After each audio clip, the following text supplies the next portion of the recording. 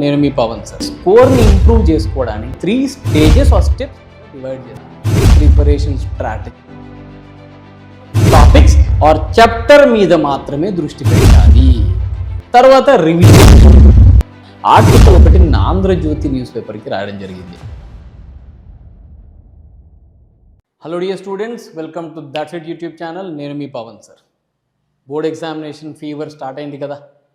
CBSE 10th class exams already start అయిపోయినాయి. ICSE త్వరలోనే start అవుతున్నాయి. At the same time state board 10th and 12th class, అదే intermediate అంటాం కదా బేటా, ఎగ్జామినేషన్ డేట్స్ అనేవి మార్చ్ అండ్ ఏప్రిల్లో ఉండబోతున్నాయి. సో టైం టేబుల్ రాగానే మనలో ఒక క్యూరియాసిటీ, నేను ఏ విధంగా ప్రిపేర్ అయి నా పర్ఫార్మెన్స్ని ఇంప్రూవ్ చేసుకోవాలి. మరి మీ స్కోర్ని ఇంప్రూవ్ చేసుకోవడానికి మీకంటూ ఒక డెఫినెట్ స్ట్రాటజీ ఉండాలి కదా. ఈ స్ట్రాటజీ ఏ విధంగా డెవలప్ చేసుకోవాలి, మీ ప్లానింగ్ని ఎగ్జిక్యూషన్ రూపంలోకి ఎట్లా మార్చాలి, మీ ఎగ్జామ్ డే బిహేవియర్ అనేది ఎట్లా ఉండడం ద్వారా నీ మార్క్స్ అనేవి పెరుగుతాయో ఈ వీడియో ద్వారా నేను నీకు పూర్తి స్థాయిలో తెలియజేస్తాను. సో మీ మార్క్స్ ఇంప్రూవ్మెంట్కి ఈ వీడియో ఖచ్చితంగా దోహదపడుతుంది కనుక వీడియోని చివరి వరకు చూడండి. ఆల్రెడీ స్కిప్ కొట్టద్దు నాన్న. ఇక్కడ మీ మార్క్స్ ఇంప్రూవ్మెంట్ స్ట్రాటజీ ఆర్ స్కీమ్ని నేను 3 స్టేజెస్ ఆర్ స్టెప్స్ కింద డివైడ్ చేస్తాను. మొట్టమొదటిది ప్రిపరేషన్ ప్లానింగ్. ఇప్పుడు నువ్వు రెగ్యులర్గా చేసేది ఇది. Number 2 revision planning. ఇది కొంత మైక్రోస్కోపిక్ లెవెల్లో ఉంటుంది బేటా. మూడోది ఎగ్జామినేషన్ డే బిహేవియర్. అంటే ఎగ్జామినేషన్ టైంలో నీ ప్రవర్తన ఏ విధంగా ఉండడం ద్వారా నీ స్కోర్ అనేది ఇంప్రూవ్ అవుతుందనేది చూసుకోవాలి. సో మెయిన్గా ఈ 3 పాయింట్ల మీద దృష్టి పెట్టి మీరు మీ పర్ఫార్మెన్స్ని ఇంప్రూవ్ చేసుకోవచ్చు. Alright, so let us discuss one by one. మొట్టమొదటిది ఏం బేటా? Preparation strategy or planning. Alright, ఇక్కడ first point, important topics or chapter మీద మాత్రమే దృష్టి పెట్టాలి. Sir important topic, yes you heard it right. మీకు ఏదైతే బ్లూ ప్రింట్ ఇచ్చారో, whichever board you are studying, you have been assigned or given certain number of important questions. అవునా కదా, ఆ ఇంపార్టెంట్ క్వశ్చన్ ప్రకారమే వెళ్ళండి. ఇప్పుడు అటామిక్ స్ట్రక్చర్ నుంచి లాంగ్ ఆన్సర్ క్వశ్చన్ వస్తుందంటే షార్ట్ ఆన్సర్ క్వశ్చన్ లేకపోతే వెరీ షార్ట్ ఆన్సర్ క్వశ్చన్ చదవడంలో అర్థం లేదు కదా. సో ఇంపార్టెంట్ టాపిక్స్ కానీ చాప్టర్స్ని కానీ ఎలివేట్ చేస్తూ మీ ప్రిపరేషన్ అనేది సాగాలి. మొత్తం చాప్టర్ చదవకూడదు. రెండోది చాలా ముఖ్యమైనది బేటా, ఏదైతే నువ్వు చాప్టర్ లేదా క్వశ్చన్ చదువుతున్నావో దీని ఒక బ్రీఫ్ సమ్మరీ అనేది రాసుకో అని ఎందుకు చెప్తున్నా అంటే, writing has to be improved day by day till you achieve the final examination. చివరి వరకు వచ్చేసరికి నీ రైటింగ్ ఇంప్రూవ్, నువ్వు అండర్లైన్ చేసుకుంటా, ఫోటో తీసుకుంటా, పీడిఎఫ్లోకి కన్వర్ట్ చేస్తా కాదు, నువ్వు రాయి దానిలో ఉన్న ఇంపార్టెంట్ పాయింట్స్ని. ఆల్రైట్, నెంబర్ 3, ఇక్కడ ఒక్కొక్క సబ్జెక్ట్కి ఒక్కొక్క స్ట్రాటజీ ఉంటుంది నాన్న. అన్ని సబ్జెక్ట్స్కి సేమ్ స్ట్రాటజీ అడాప్ట్ చేయలేం మనం. మ్యాథమెటిక్స్ అయితే 3 P's ఉపయోగపడతాయి. అదేంటంటే ప్రాక్టీస్, అవునా, డైలీ మీకు adequate number of questions solve అయ్యే విధంగా మీ ప్రాక్టీస్ అనేది ఉండాలి. అది 150 క్వశ్చన్సా 100 క్వశ్చన్సా అనేది that depends upon the number of questions which are given in your textbook. అవునా కదా. Alright, second principles. You know that mathematics is generally built on principles. అవునా, ఆ ప్రిన్సిపల్స్ ఏవైతే ఉన్నాయో వాటికి సంబంధించిన డెరివేషన్స్ మీద ఎక్కువ ఫోకస్ పెట్టకండి. ప్రిన్సిపల్స్, ఫార్ములాస్, ఈక్వేషన్స్ వాటి మీదనే ఎక్కువ ఫోకస్ పెట్టండి. మెయిన్ పాయింట్స్ అంటారు వాటిని. మూడోది ప్రెసిషన్, అక్యురసీ. ఇది పర్ఫెక్ట్గా ఉండేటట్టు చూసుకోవాలి మీరు. అంటే ఒకదానికి ఆన్సర్ 5/4 అయితే రెక్లెస్గా 5/2 రాయడం లాంటివి చేయకూడదు. సో మ్యాథమెటిక్స్లో మీరు ఫాలో అవ్వాల్సిన టెక్నిక్ ఏంటి? 3 P's. సో ఇది మ్యాథ్ మీద. తర్వాత ఏం చేయాలి మీరు? సైన్సెస్ మీద ఫోకస్ పెట్టాలి. Physics, chemistry, biology. దీనిలో అన్నిటికంటే ఇంపార్టెంట్ ఏంది నాన్న? డయాగ్రామ్స్ ఉంటాయి, అవునా కదా, ఈక్వేషన్స్ ఉంటాయి, రియాక్షన్స్ ఉంటాయి, గ్రాఫ్స్ ఉంటాయి. వీటన్నిటినీ క్రమం తప్పకుండా రెగ్యులర్గా డ్రా చేస్తూ ఉండాలి. బికాస్ దాన్ని నీట్గా నువ్వు ఇంటర్ప్రిట్ చెయ్యకపోతే నీకు మార్క్స్ మేజర్గా పోయే ఛాన్సెస్ ఉంటాయి. ఎక్కువ మార్క్స్ పోయేది మనకు అక్కడే. సైన్స్లో ఎక్కువగా ఇమేజెస్, ఈక్వేషన్స్, డయాగ్రామ్స్ వీటి మీద ఫోకస్ చేయండి, గ్రాఫ్స్ ఎట్సెట్రా. తర్వాత కొంత మెమొరీ బేస్డ్ సబ్జెక్ట్స్ ఉంటాయి కదా, అది జాగ్రఫీ, హిస్టరీ, ఇట్లాంటి వాటిలో ఇంపార్టెంట్ థింగ్స్ ఏంటి బేటా? Event and related date. ఇప్పుడు ఔరంగజేబ్ ఎప్పుడు మనపై దండయాత్ర చేశాడు, ఎప్పుడు ఒక ఫలానా వ్యక్తి మీద దాడి చేశాడు, లేకపోతే గజని ఎన్నిసార్లు మన దేశం మీద దండయాత్ర చేశాడు, when did the Portuguese invaded our country, ఇట్లాంటి ఈవెంట్ దాని తాలూకా డేట్స్ ఏవైతే ఉంటాయో వాటిని ఖచ్చితంగా అండర్లైన్ చేసుకోండి. ఈవెంట్ అండ్ కరస్పాండింగ్ డేట్, వాటిని మ్యాపింగ్ చేసుకోవడం అనేది చాలా ఇంపార్టెంట్ ఇక్కడ. ఆ తర్వాత ఉండేది ఏంది, మనకి లాంగ్వేజెస్ ఉంటాయి. దీనిలో కాంప్లెక్స్ పోర్షన్ ఏంటి అంటే గ్రామర్, వ్యాకరణం అంటాం కదా బేట. ఈ గ్రామర్ని ఇప్పటి నుంచి అడాప్ట్ చేసుకోవాలి. అంటే ఏదో తూతూ మంత్రంగా మీద బట్టి కొడతా అంటే మిగతా వాటిలా కుదరదు. దీన్ని అడాప్ట్ చేసుకోవాలి, కంప్లీట్ అర్థం చేసుకునే ప్రయత్నం చేయండి. దీనిలో మీ teacher role is going to be very very crucial. So ఇట్లా స్కిమాటిక్గా మీరు ప్రిపేర్ అవ్వాలి. ఎక్కడైతే మీకు మెమొరీ బేస్డ్ ప్రిపరేషన్ ఉంటుందో, ఎస్పెషల్లీ సోషల్ స్టడీస్ లేదా లాంగ్వేజెస్లో, అక్కడ ఆంక్లింగ్ లేదా నెమోనిక్స్ని డెవలప్ చేయండి. అంటే ఈజీగా గుర్తుపెట్టుకోవడానికి కావాల్సిన టెక్నిక్స్. ఫర్ ఎగ్జాంపుల్ న్యూస్ అని రాస్తారు, north, east, west and south. కెమిస్ట్రీలో అయితే డై బేసిక్ యాసిడ్స్ని గుర్తుపెట్టుకోవడానికి ఆక్సాలిక్, మెలోనిక్, సక్సినిక్, గ్లూటారిక్ ఇవన్నీ గుర్తుపెట్టుకోవడానికి ఓమై సచ్ గుడ్ యాపిల్స్ అని రాస్తారు. సో ఇట్లా ప్రతిదానికి ఒక నెమోనిక్స్ ఉంటుంది. టెక్నాలజీ చాలా అడ్వాన్స్ అయిపోయింది. మీరు గూగుల్లోకి వెళ్ళి నాకు 4th గ్రూప్ ఎలిమెంట్స్ గుర్తుపెట్టుకోవడానికి కావాల్సిన నెమోనిక్స్ ఇవ్వండి అంటే గ్రూప్ అదే ఇస్తుంది బేట. సో నెమోనిక్స్ కొన్ని పెట్టుకోండి. దీనివల్ల మీ మెమొరీలో ఎక్కువ రోజులు ఆ కంటెంట్ అనేది స్టోర్ అయ్యి ఉంటుంది మీ సబ్కాన్షియస్ మైండ్లో. ఎగ్జామ్ వరకు గుర్తుండదా సార్ అనే డౌట్ మీకు అవసరం లేదు, ఖచ్చితంగా మీకు గుర్తుంటుంది. అది దానికి ఫాలో అవ్వాల్సిన టెక్నిక్ ఇది. ఆల్రైట్. సో ఇట్లా సబ్జెక్ట్ వైజ్ స్ట్రాటజీ అనేది మనం అలవాటు చేసుకోవాలి. తర్వాత రివిజన్. నెక్స్ట్ ఫేజ్ ఏంది బేటా? రివిజన్. అంటే ఫస్ట్ ఫేజ్లో ప్రిపేర్ అవుతున్నావు, 20-25 days ప్రిపేర్ అయ్యావు. ఇంకేవైతే బ్యాక్లాగ్ టాపిక్స్ ఉన్నాయో వాటన్నిటిని చదువుకున్నావు. నెక్స్ట్ రివిజన్ ఫేజ్కి రావాలి. రివిజన్కి వచ్చినప్పుడు నీకు ఎక్కువ టైం మిగలదు, 5 నుంచి 15 రోజుల మధ్య ఉంటుంది. ఈ రివిజన్ పీరియడ్లో నువ్వేం చేయాలంటే రివర్స్ ఆర్డర్లో చదువు. ఇప్పుడు ఇంటర్మీడియట్ చదువుతున్న ఎంపీసీ విద్యార్థికి ఆ స్టార్ట్ అయ్యే సీక్వెన్స్ ఏంటి? లాంగ్వేజెస్, తర్వాత ఆప్షనల్స్, అవునా కదా? ఇప్పుడు నువ్వేం చేస్తావు? ఆప్షనల్స్ ముందు టేకప్ చేయి, కెమిస్ట్రీ, ఫిజిక్స్, మ్యాథ్, ఆ తర్వాత సాంస్క్రిట్ చదువుతున్నావు అనుకో నువ్వు, దెన్ ఇంగ్లీష్. ఈ సీక్వెన్స్లో వెళ్ళు. సో దాట్ మీరు ఎప్పుడైతే మీ ఎగ్జామినేషన్, రియల్ టైం ఎగ్జామ్ ఉంది కదా మన ఫైనల్ ఎగ్జామ్, అక్కడికి పోయేసరికి నువ్వు సాంస్క్రిట్ ఆర్ ఇంగ్లీష్ చదువుతూ ఉంటావు. సో రివిజన్ ఈ విధంగా చేయి. రివిజన్ చేసేప్పుడు ఖచ్చితంగా నువ్వు ఇంతకుముందు ఏదైతే ఫస్ట్ ఫేజ్లో బ్రీఫ్ నోట్స్ రాసుకున్నావో ఆ నోట్స్ని ఖచ్చితంగా చదువు నాన్న. ఆ నోట్స్ నుంచే సమ్మరైజ్ చేయి, ఆ నోట్స్ నుంచే గుర్తుపెట్టుకునే ప్రయత్నం చేయి. కీ పాయింట్స్ని ఎలివేట్ చేసుకోవాలి ఎప్పుడు కానీ. ఎందుకంటే ఇప్పుడు నా ఆన్సర్ మర్చిపోయినాం అనుకో, ఆ కీ పాయింట్ని బేస్ చేసుకొని మొత్తం ఆన్సర్ని అల్లేయచ్చు దాని చుట్టూ. అర్థమవుతుందా మీకు? ఇప్పుడు వేపర్ ప్రెషర్ అనే టాపిక్ చదువుతున్నాను నేను. లిక్విడ్ అండ్ వేపర్కి మధ్య ఉండే ఈక్లిబ్రియం దగ్గర ప్రెషర్ అనేది ఇంపోజ్ అయింది. ఈ పాయింట్ని పట్టుకొని నువ్వు దాని చుట్టూ రాల్స్ లా వరకు కథలొచ్చు.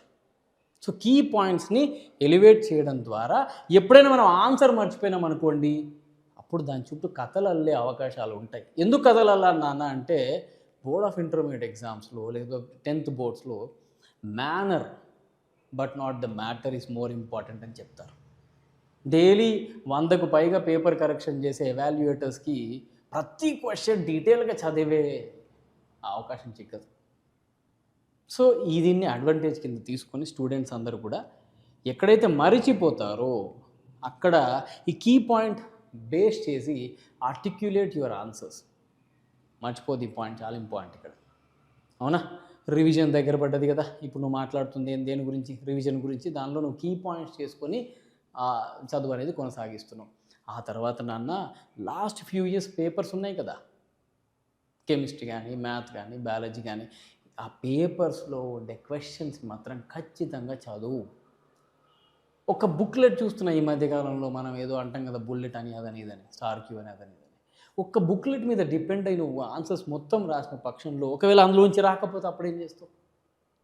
అప్పుడు ఏం చేయాలి నువ్వు అంటే, recent papers, at least last 5 years papers అనేవి రాసే ప్రయత్నం చేయి రివిజన్ టైంలో. Most of the questions are repetitive. అవే క్వశ్చన్స్ వస్తాయి కదా బేట, అవి వచ్చినప్పుడు యాజ్ ఇట్ ఈస్ దించొచ్చినాం. అవునా? సో రివిజన్లో మాక్ టెస్ట్ అనేది మ్యాండేటరీ. తర్వాత ఈ మాక్ టెస్ట్ రాస్తే నీకు ఒక ఐడియా వస్తుంది ఎక్కడ మిస్టేక్స్ పోతున్నాయో. ఇంట్రాస్పెక్ట్ యువర్ సెల్ఫ్, నిన్ను నువ్వు ఒకసారి చెక్ చేసుకో, ఎక్కడెక్కడ తప్పులు పోతున్నాయో వాటి మీద కొంత ఫోకస్ పెట్టు. తర్వాత ఎగ్జామ్స్ వచ్చేసినా ఇంక ఎగ్జామ్ రాబోతున్నావు. ఎగ్జామ్ రాసేటప్పుడు ఎగ్జామ్ డే బిహేవియర్ కావచ్చు, ఎగ్జామ్స్ డేస్ బిహేవియర్ కావచ్చు, ఆ డ్యూరేషన్లో నువ్వు ఏ విధంగా బిహేవ్ చేయాలని కూడా ఇంపార్టెంట్. ఇక్కడ గుర్తుపెట్టుకున్నా, ఒక ఎగ్జామ్ రాస్తున్నప్పుడు ఇంతకుముందే చెప్పాను కదా, manner also plays the major role. Answer అనేది క్రిస్టల్ క్లియర్గా ఉండే ప్రయత్నం చెయ్యి. Step by step description of each point is very important. ప్రతి పాయింట్ని నీట్గా రాసే ప్రయత్నం చేయి, ప్రతి స్టెప్ని రాయి. ఏదో తొందరలో లాస్ట్ వరకు అరైవ్ అయ్యే అసలు ఛాన్స్ ఇవ్వకు. రెండో ఇంపార్టెంట్ పాయింట్, క్వశ్చన్ని సరిగ్గా చదివి అర్థం చేసుకో. అక్కడ డిస్క్రైబ్, కంపేర్, డిఫైన్ లాంటి పదాల మీద ఫోకస్ పెట్టు. ఆల్రెడీ నువ్వేం ఆబ్జెక్టివ్ టెస్ట్ రాయట్లేదు కదా ఇక్కడ ఆప్షన్ చూడడానికి, ఓన్లీ క్వశ్చన్ మీద ఫోకస్ పెట్టు. నీకు ఇచ్చిన టైంలో క్వశ్చన్ మీద ఫోకస్ పెట్టడం ఈజ్ వెరీ ఇంపార్టెంట్. తర్వాత మ్యాక్సిమా అండ్ మినిమా లిమిట్ అని ఒకటి ఉంటుంది బెటర్. దీన్నే టైం మేనేజ్మెంట్ అని కూడా అంటారు. ఇప్పుడు నేను 2 మార్క్స్ క్వశ్చన్ ఆన్సర్ నాకు వచ్చింది కదా అని చెప్పి ఇంత పెద్దగా రాసి 10 లైన్స్లో, అదే 8 మార్క్స్ క్వశ్చన్ నాకు ఆన్సర్ రావట్లేదు అని చెప్పి చిన్నగా రాస్తే నీకు ఉపయోగం ఉండదు కదా. సో టైం మేనేజ్మెంట్ ప్రాపర్గా ఉండాలంటే ఈ మ్యాక్సిమం మినిమా లిమిట్ అనేది ప్రాపర్గా పెట్టుకోవాలి. 2 మార్క్స్ క్వశ్చన్కి 2 to 3 లైన్స్లోనే వైండప్ చేయి. అదే 8 మార్క్స్కి వచ్చింది అంటే ఖచ్చితంగా కొంత ఎలాబరేట్ చేసే రాయి. దానిలో ఉన్న కీ పాయింట్స్ అన్నీ గుర్తెచ్చుకుంటూ రాయి. ప్రతి పాయింట్ రాస్తున్న కొద్దీ నీకు గుర్తొస్తూ ఉంటుంది. 100% ఫోకస్ అక్కడే పెట్టాలి. మూడోది, ఈ సైన్సెస్లో ఏవైతే డయాగ్రామ్స్, ఇమేజెస్, గ్రాఫ్స్ ఇవన్నీ ఉంటాయో వీటిని అండర్లైన్ చేస్తూ చాలా క్లియర్గా మెన్షన్ చేయాలి. దానిలో ఏదైనా బాడీ పార్ట్స్ ఐడెంటిఫై చేయమని రాసినా, కాంపోనెంట్స్ ఐడెంటిఫై చేయమని రాసినా క్లియర్గా రాసే ప్రయత్నం మాత్రం చేయాలి. ఏదో తూతు మంత్రంగా రాయకూడదు. ఇక్కడ చాలామంది స్టూడెంట్స్ ఎవరైతే ఈ ఐఐటి, నీట్కి ప్రిపేర్ అయ్యే స్టూడెంట్స్ ఉంటారో వాళ్ళు కొంత కేర్లెస్ యాటిట్యూడ్ మెయింటైన్ చేస్తూ ఉంటారు. ఇది అసలు మంచిది కాదు బిడ్డ. అది బోర్డ్ ఎగ్జామ్స్, ఇవి బోర్డ్ ఎగ్జామ్స్, అవి ఆబ్జెక్టివ్ టెస్ట్లు. అక్కడ నీ intellectual arrogance might fetch you the results, but here no. Absolute calm, peace, subtle mind sets మాత్రమే ఇక్కడ రిజల్ట్స్ తీసుకొస్తాయి. అసలు మర్చిపోకూడదు ఈ పాయింట్స్ అనేవి. Exam day behaviour. ఇప్పుడు నేను మ్యాథ్స్ బి రాసా, పేపర్ కొంత అవుట్ ఆఫ్ బాక్స్ వచ్చింది అంటే కొన్ని క్వశ్చన్స్ నేను ఎక్స్పెక్ట్ చేయని వచ్చినాయి. నీ ఒక్కడికే కాదు, మన తెలుగు రాష్ట్రాల్లో చాలామంది స్టూడెంట్స్ కేవలం కొన్ని గైడ్స్ బేస్ చేసుకునే చదువుతున్నారు. చాలామంది 100% స్టూడెంట్స్. సో దానిలోకి కాకుండా ఇంకేదైనా క్వశ్చన్ అడిగారు. We never know, how can we predict? 2014లో physics paper was very difficult.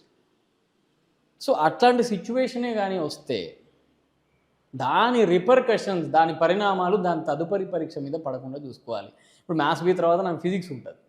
నేను ఆ మ్యాథ్స్ బి రాసి వచ్చి సరిగ్గా రాయలేదన్న డిప్రెషన్లోనో లేకపోతే సపరేషన్లోనో ఉంటే దాని ఇంపాక్ట్ నీకు ఫిజిక్స్ మీద పడుతుంది. సో ఆ అవకాశం అసలు ఇవ్వకూడదు. ఆ ఎగ్జామ్ని అక్కడికే మర్చిపో. ఎందుకంటే there is always a second chance. మన దగ్గర ఇంప్రూవ్మెంట్ అనే రూపంలో ఒక ఛాన్స్ కూడా ఉంటుంది కదా నాన్న. టెన్షన్ పడాల్సిన అవసరం అయితే మనకి లేదు. Okay, so exam to exam మధ్య మీ మెంటాలిటీ, మీ బాడీ లాంగ్వేజ్, మీ attitude plays the major role. అక్కడ పోయినాయి మార్కులు అంటే ఖచ్చితంగా రాబోయే ఎగ్జామ్లో నువ్వు మార్క్స్ తెచ్చుకోవాలి అని దాని అర్థం. ఏడ్చుకుంటూ కూర్చుంటే ఎట్లా?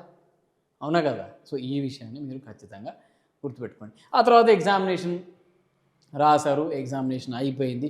ఆన్సర్ బుక్లెట్ మీ ఇన్విజిలేటర్ చేతిలో పెట్టడానికి క్యూరియాసిటీ చూపిస్తాం. అవునా కదా? మనం ముందు ఎంత నర్వస్గా ఉంటామో లాస్ట్కి అంత ఎక్సైట్ అవుతూ ఉంటాం. న్యాచురల్, ఇది హ్యూమన్ టెండెన్సీ.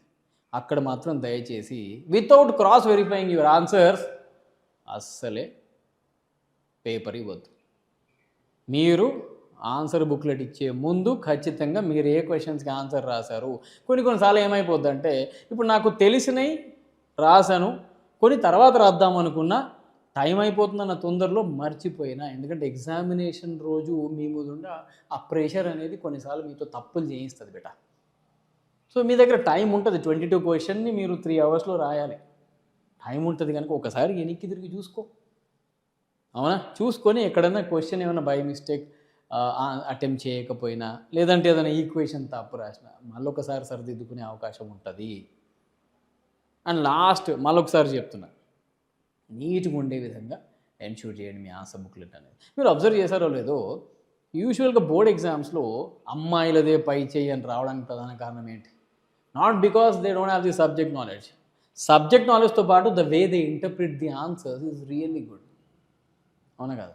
ఎక్సలెంట్గా ఉంటుంది. కొంతమంది ఎస్పెషల్లీ బాయ్స్ ఏంటంటే కేర్లెస్ ఆన్సరింగ్ ఉంటుంది. బట్ చేతుల మీరు పాడు చేసుకోవద్దు. ఎందుకంటే మీ బోర్డ్ ఎగ్జామ్స్లో వచ్చే మార్క్స్తో కాన్ఫిడెన్స్ లెవెల్స్ పెరగడం, కొన్ని ఇంపార్టెంట్ యూనివర్సిటీస్ ఆర్ ఇన్స్టిట్యూషన్లో సీట్ కూడా దొరుకుతుంది. సో మీ ఫ్యూచర్ని డిసైడ్ చేయబోయే పరీక్షలు ఇవి. అండ్ లైఫ్లో మనం చాలాసార్లు రాయాం కదా బేట బోర్డ్ ఎగ్జామ్స్ అనేవి. రాద్దాం అనుకుంటున్నారా? లేదుగా. సో తక్కువసార్లు రాయాలి అంటే సరిగ్గా రాయాలి. దీనికి సంబంధించిన ఆర్టికల్ ఒకటి ఆంధ్రజ్యోతి న్యూస్ పేపర్కి రాయడం జరిగింది. ఆల్రైట్, ఆ ఆర్టికల్ మన కింద పీడిఎఫ్ కాపీ పెడతాను డిస్క్రిప్షన్లో, చెక్అవుట్. ఈ టిప్స్ అండ్ ట్రిక్స్ మీకు ఉపయోగపడతాయని నేను అనుకుంటున్నాను. ఎందుకంటే వీడియో ఎంతవరకు వచ్చిందంటే మీరు జాగ్రత్తగా పెట్టినట్టే. ఈ వీడియో 10 మందికి షేర్ చేయనన్నా. కాంపిటీషన్ ఉంటుంది, ఈ సీక్రెట్స్ అన్ని నువ్వే తెలుసుకోవాల్సిన అవసరం లేదు. నీ ఫ్రెండ్కి మేలు జరిగితే ఖచ్చితంగా నీకు తర్వాత ఏదో రూపంలో మేలు జరుగుతుంది. Alright, so wish you very good luck to your examination. Keep watching that's it YouTube channel. Thank you.